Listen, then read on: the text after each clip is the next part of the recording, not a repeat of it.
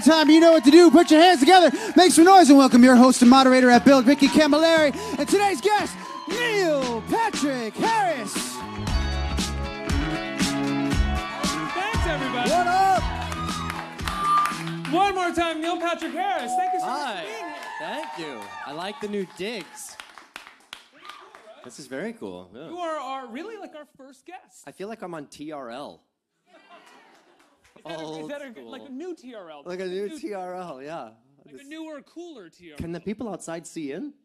Or I don't is it all darkened in I it? think it's a little dark. Two-way We don't mirror really want kind them gawking too much. Nice. Hi. Neil, thanks so much Hi. for being here, man. Congratulations on a series of unfortunate events. Hey, thank you very much. We're very excited. We filmed it months and months ago, and it took months and months to film, and we were shrouded in secrecy, so we weren't able to tweet any pictures or show anything, and so here we are today, right now. You can stream it all. Well, you guys did an incredible job. Take me back to the beginning of the project. I'm assuming you're a parent. I'm assuming you were a fan of the books. Was there a certain importance to the project for you? Were you going into it being like, well, what are you guys going to do? Because I want to make sure we respect the books as much as we can. I actually hadn't read any of the books when the project came my way. I had just finished doing a variety show for NBC that was me being myself in a sort of voracious way, lots of little segments of game show and hidden camera and stunts, and it was just a lot of me seeing my own face. And so then conveniently and coincidentally, this project was around,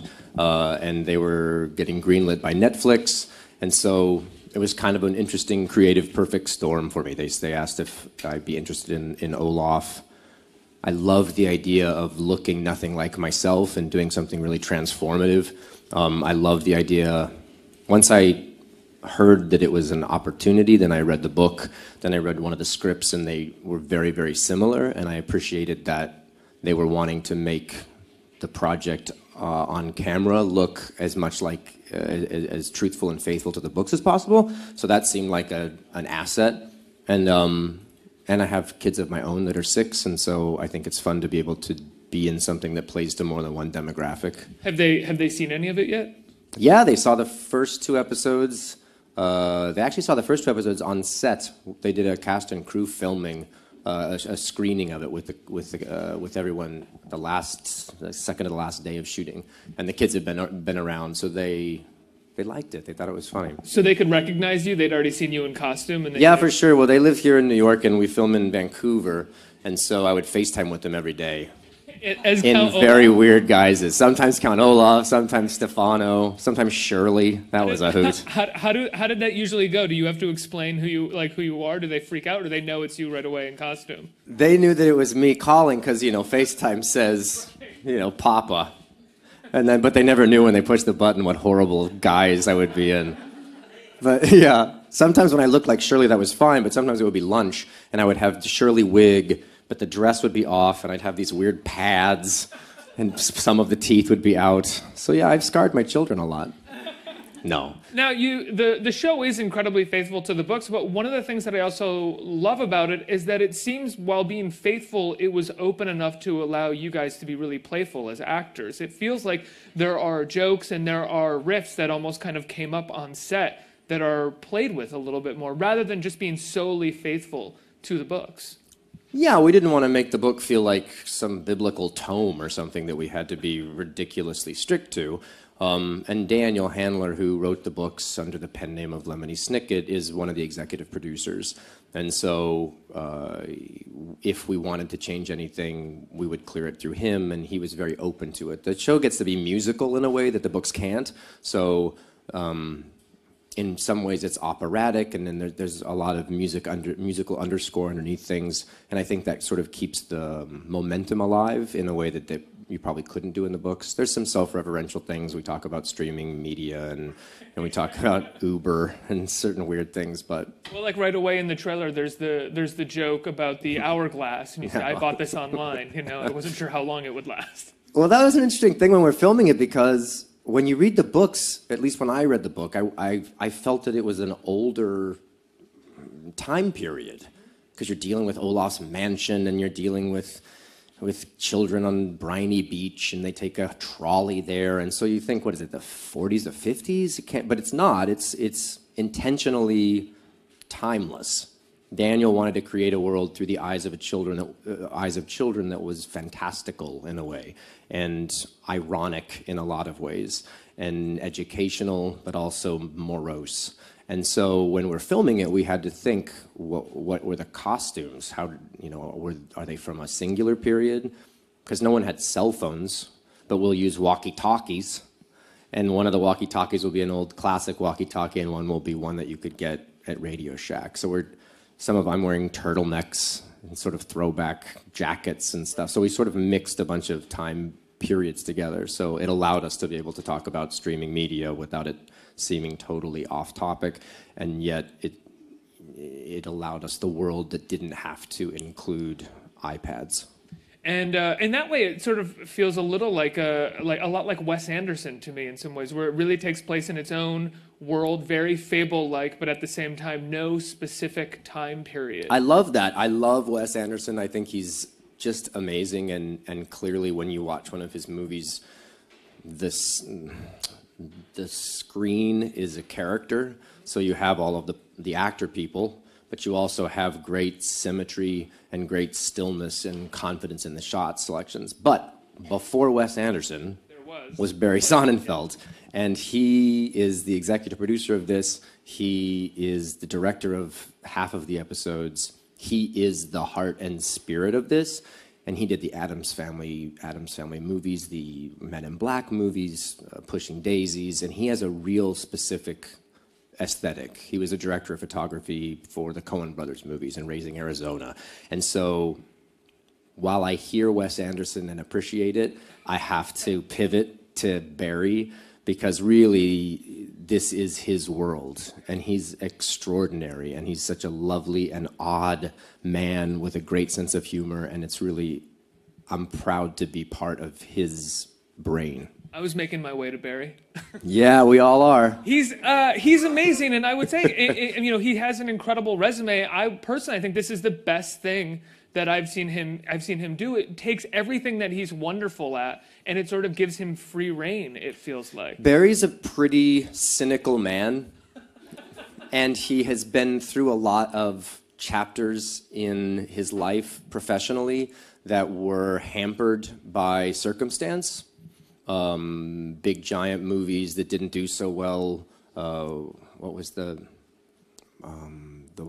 Wild Wild West, which was supposed to be this gigantic bajillion-dollar movie, and it didn't beget a sequel and things like that, right? He was supposed to direct the original movie, right? He was directing the movie that they were going to make in 2003, and while they were building sets and stuff, he was fired from that because they had disagreements. Daniel Handler, who was writing the movie, was fired from that as well. So the two of them, in a weird way, this is a great redemption story for them. But they came at it, at least at the beginning, I was aware of it, very skittish. They were assuming that the other shoe was going to drop at some time. They were just a little beaten. And then Netflix was this new thing that they didn't know about. And they're so overwhelmingly impressed, if I may speak for them, at how Netflix gave them the creative freedom, the financial resources, the artistic resources to make what they actually really wanted to make. I don't think they would have been able to make the movie that they wanted to make given the constraints of how movies worked. And so they had learned lessons, both good and bad, from their past. And I think by the end, and getting to watch what they were actually able to accomplish, they feel like this is something that defines them in a new and unique way.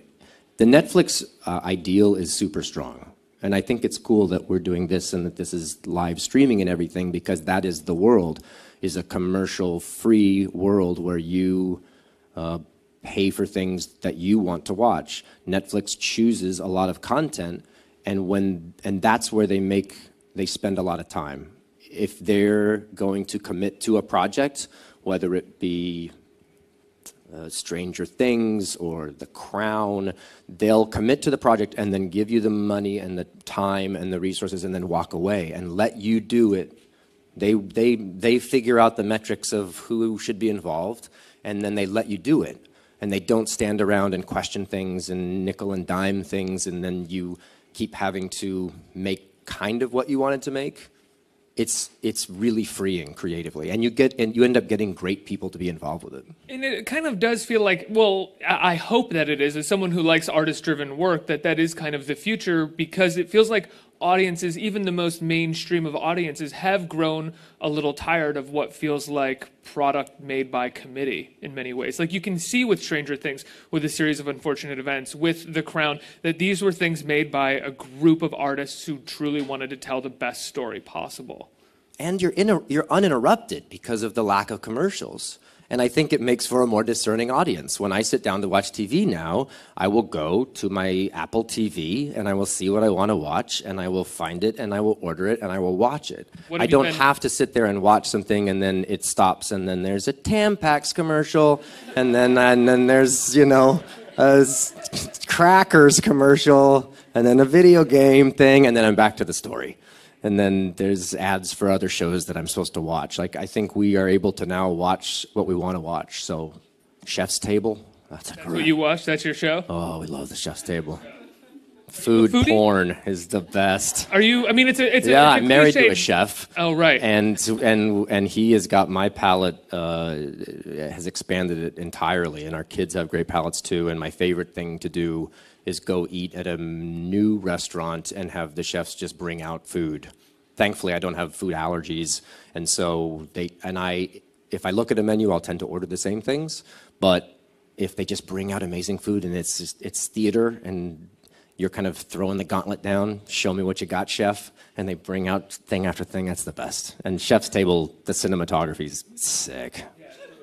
Let's talk about your performance as Count Olaf, because you do an amazing job of, once again, being self-referential and at the same time being sometimes as big as Count Olaf has to be, but without sort of distracting us or pulling us out of the story. I imagine it's a pretty tight rope to walk in terms of being a performer. It was both hard and super duper easy, because Olaf is supposed to be very base, and you don't need to understand where he came from, and he doesn't ever realize his misgivings and change. So I just got to be awful, and at certain points be actually mean and awful, and you need him to be vile in order to validate and justify why these kids don't just leave, or why they're so afraid, and it's part of the engine of it. So that was easy, to go in and just be nefarious and horrible and awful. At the same time, you had to be subtle within it, because if you're just Grand Guignol, over-the-top, operatic asshole, then I think that becomes a little bit redundant. And I would imagine, thankfully, in each book, he reappears in disguise as someone completely different to try and achieve the same goal, in a weird, wily coyote kind of way. So, yeah, it was fun. I got to be, and the words are great, they're really fun words to speak. And the sense of humor is twisted and sort of dark, and I liked that. It's a 4-quadrant project, they call it, which means they're shooting for the stars with a bunch of different demographics. We didn't make this content for kids and hope that the parents will just sort of suffer through it and Instagram while it's happening, and yet we didn't make the project for the content to be for adults that the kids would not be able to watch because it was too mean or too scary or filled with cursing and stuff. So I think they wanted, like, Jurassic World was a 4-quadrant project for Universal so that everyone can see it and get something out of it. And I like the dynamics of that, so I didn't have to pander and play, I'm an angry man, kids. But at the same time, I wasn't just horrible, and kids then would not want to watch it. So, well, you get to end up finding more about the character and sort of adding that into your performance, I would imagine. Rather than just playing awful and over the top, you get to find insecurities and make him a bit more of a sort of layered person. And I got to be drunk, awful, which is different from just being awful. Olaf is terribly unattractive, and he's a failure and doesn't ever succeed, and yet he believes he's incredibly handsome, and that he's always succeeding all of the time. So that was fun and random to play, the juxtaposition of that. I mean, even from the first musical number in the first episode, which is this hilarious musical number, what makes it so perfect is that it's not perfect, and there are moments where you're so screwing not up and perfect. everybody's screwing up behind you, and no one's really that good at what they're supposed to be doing in this musical number. It's just perfect. Which is good, because that's Barry and that's Daniel, and that's sort of my, that was our brains all working together. They wanted a song that was bad. They wanted us to rehearse it enough that we knew what we were doing, but not rehearse it too much so that it was good.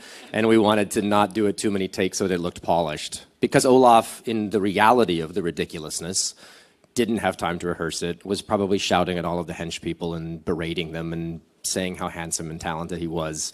And then the kids came, quick, get in position, and it never works out the way it's supposed to. That's kind of fun to watch, I think. I have to ask, you are in a movie coming out. I'm not sure when it's coming out, but the new Alexander Payne movie. Yeah, Downsizing. That's amazing. What was it like working with Alexander Payne? Super exciting. It was in the middle of filming this, so I flew from Vancouver to Toronto, and I have a small part in it, pardon the pun, because it's called Downsizing. The idea behind it is that it's a world where they have found a way to miniaturize people to a very, very small size. And in doing so, then people who don't have a lot of income and a lot of resources can live really large. Because since there's normal sized people as well, you can eat steak for days for a month, because this much a regular size ribeye steak would feed you forever. And you could live in a mansion because the mansion's only this big. The downside to it is that you can't become full-sized again, so you have to make a decision as to whether you want to live the rest of your life that way. And so I'm one of the smaller people that interacts with Matt Damon, who is the protagonist, kind of deciding whether he wants to do that and the ramifications within it. So it's sort of surreal and more comedic, I think, and probably more CGI than Alexander Payne has done in the past. But it's an interesting conceit, because it brings up a lot of interesting social questions. Yeah, absolutely. That sounds great. I mean, you're going from working with David Fincher to Barry Sonnenfeld to Alexander Payne. Right? Is this just sort of where it feels like your career is at right now, and you can kind of pick and choose the best things that are coming at you? Or is it just, does it feel like luck of the draw? You got these amazing parts thrown at you. I think it's a little bit of both. I think I'd be pompous to say that it was the former and that I just get to pick and choose who I want to work with. But at the same time, it's really nice to be able to learn from people that I've admired so much. I aspire to direct, so, and I like directors who are who have a point of view in the camera. Don't just film a bunch of shots and then let the editor decide how it should be put together. So the Barry Sonnenfelds and the David Finchers and the Alexander Paynes, they do that when they direct. They have a strong visual aesthetic. So to be a color on their palette and to get to sit there even when they're not shooting and observe and just see how that works, what the dynamics are like, is really a great educational experience for me. What kind of stories do you feel like you're drawn to as a potential director? I grew up liking puzzles, mystery. My mom was a big Agatha Christie fan, still is. Hi, Mom, you're still here. I don't say was in the past tense, like you're dead. And so I've always liked murder mysteries, and Clue the movie's one of my favorite movies. David Fincher's The Game is one of my favorite movies. I like structural uniqueness. I love J.J. Abrams and Lost, and the idea behind Lost, that the more you watched it, there were codes, and if you froze frame, you would see stuff. So I'm an immersive theater fan. I like treasure hunts. So I'm probably in that headspace more. But who knows what movie that would be. You know, I got to ask, the Oscars are coming up in a month or two. You hosted the Oscars a couple years ago. I did. You did an amazing job in what I think is probably, the hardest hosting job in Hollywood. It looks like to me.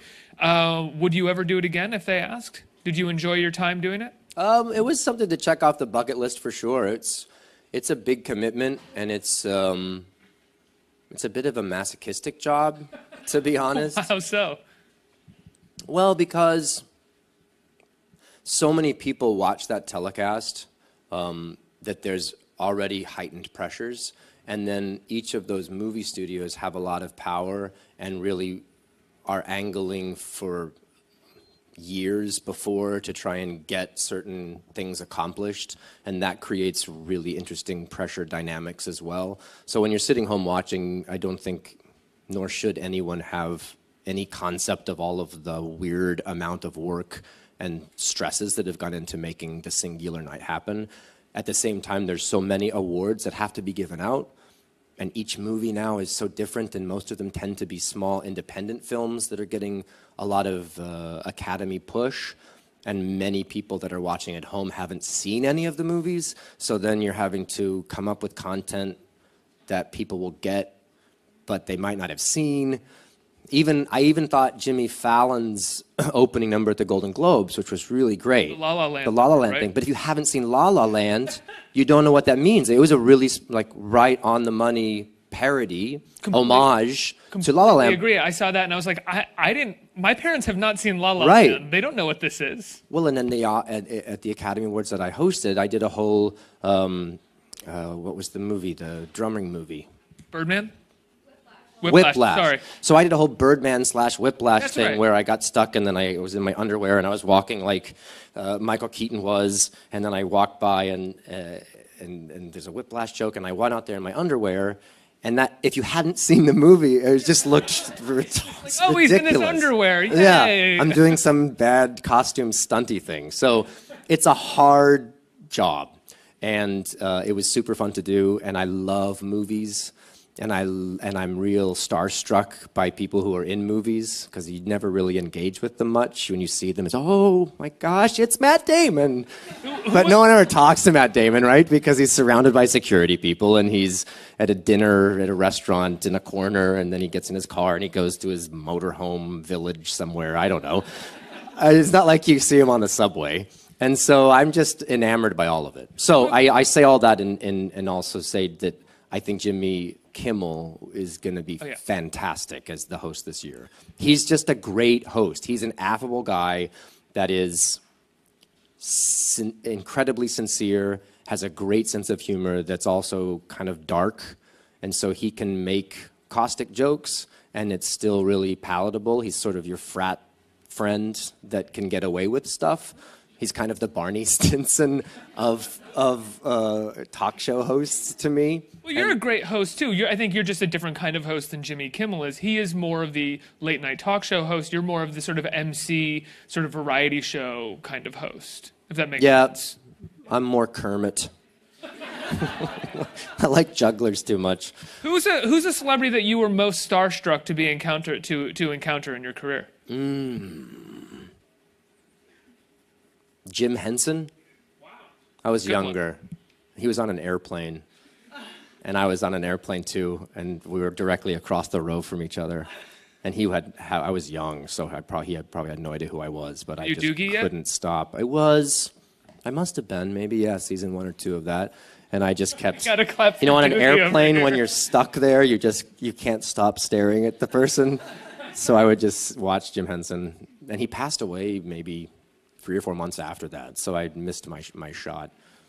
But I don't know. Brad Pitt's really cool. When Brangelina was a thing, that was just royalty. They would come in, they were both so gorgeous, and they'd just pass by, and everyone would quiver. Beyonce, she's pretty fantastic.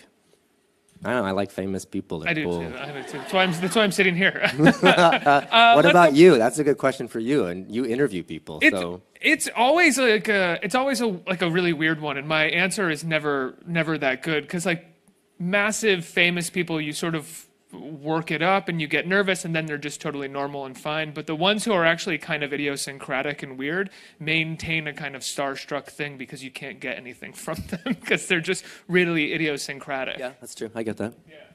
Let's open up to the audience for questions. Who has questions out here? Hi, how are you? Oh, good. Sorry. Hi. Wow. This is so exciting. You're Neil Patrick Harris. This is like... I am. Thank you. I was wondering, how do you kind of balance your passion for TV and film versus musical theater? Because I find that it's very hard to pursue both at the same time. I feel like I've been very fortunate to be able to dabble in a lot of it. And I think maybe because I started so young and I did a singular thing and was worried that I would therefore not get to do other things, I've had maybe an extra drive to make sure that I was able to do other things. And I don't mean able to do other things, but able to learn how to do other things, because each of those are such different skills, right? Making a movie is just a super different experience because you're in a little bubble gypsy world of people who are really good at what they do, but it's tight close-ups that are going to be appearing on a giant screen, so subtlety is really observed. Television is a lot more material being thrust at you all day, a much higher page count, if that makes sense. So instead of doing one scene for 2 days, you're doing 4 scenes in 1 day, so you're regurgitating more material.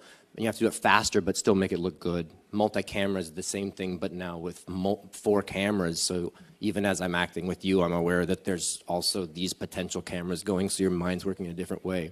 Theater, totally different. It's everyone's watching the same performance, whether you're sitting there or you're sitting way, way, way back there. So you have to figure out in your mind how to craft a performance that both people will get, maybe in different ways, but they won't see nothing and they won't see too much, right? So, I don't know, I think the fun thing is to be able to, when you're doing one thing, figure out how to do it as effectively as possible so that if you are lucky enough to get the shot to do it, the chance to do it again, you've learned stuff from it and maybe try and incorporate one into the other. I've gotten to do musical stuff on film and I've gotten to do kind of filmic work in theater, so I've been very fortunate. Nice question. Can I re-answer your question from before about being starstruck? I'm sorry, but yeah, it go. just occurred. Isabelle Huppert. That was something. Really? Her and Paul Verhoeven earlier this year. I was kind of nice. Director of RoboCop and Isabelle Huppert is pretty incredible. There we go. Awesome. Sorry. I mean, on the topic of being starstruck, like I'm starstruck right now. This is awesome. Thanks. I'm such a big fan of How I Met Your Mother. Oh, right on. Thank you. I'm so excited for Lemony Snicket, but I couldn't have you here and not ask, how do you and David come up with your amazing Halloween costumes every year? And could you give us a hint, maybe, what's up next if you've thought about it? It didn't come around. It came about because for their first year, they were just these really fat little baby things. And there were 2 of them, and so every month we would take a ridiculous picture with our camera phones in some kind of costume that looked like the month made sense. So for Halloween, because they were born in October, so Halloween was the first one, right? So they were laying on their backs, and we just put all severed heads and body parts and snakes around them, and then we took a picture from above, and there's these 2 little babies with all this horrible Halloween stuff everywhere. And we did that for a year. We thought that was fun, but then we didn't want to dress up our kids all the time like they're rag dolls. And then Halloween came around the next year, and we thought, oh, let's do a family picture. And so we took one, and then we just kept on doing it. And now that they're getting older, they have a lot more input, which is so annoying. Because when we would just say, put this on, it was just hard to, get Harper to keep her Tinkerbell wings on. But now they don't even want to be Tinkerbell. Tinkerbell's dumb. Tinkerbell's not so dumb. So we slow played the old Hollywood one that we did this year because I knew that they wouldn't really think that was super cool. So we just started having Charlie Chaplin movies on in the background. Oh, that's funny. Look at that guy. Who's this James Dean guy? He's so dreamy, isn't he, Gideon? That guy? So they finally agreed to do it. Next year, yeah, we actually do have a plan for next year that we thought of that I think will be cool. I hope they play along. I don't want to give any hints. Are you slow playing it now? Game show. No, I think I'm changing my plan. Now I'm going to let them be whatever they want for actual Halloween, and we'll just do like a photo setup picture for us for this because it's fun for us, but not on Halloween. So we're not forcing them to wear Halloween costumes that they don't want to wear. But it's fun. I don't know. I love costumes. I love Halloween. I love being scared. Neil, I have to let you go. Congratulations on a series of unfortunate events. When can people see it? People can see it right now. It's a really good question why you're not watching it right now, to be honest. But it's, there's all 8 are streaming on Netflix as of today, Friday the 13th. And they're great. And it's so fantastic. Congratulations, Thank Mr. you. Neil Patrick Harris, everybody. Thanks, everybody. Cheers.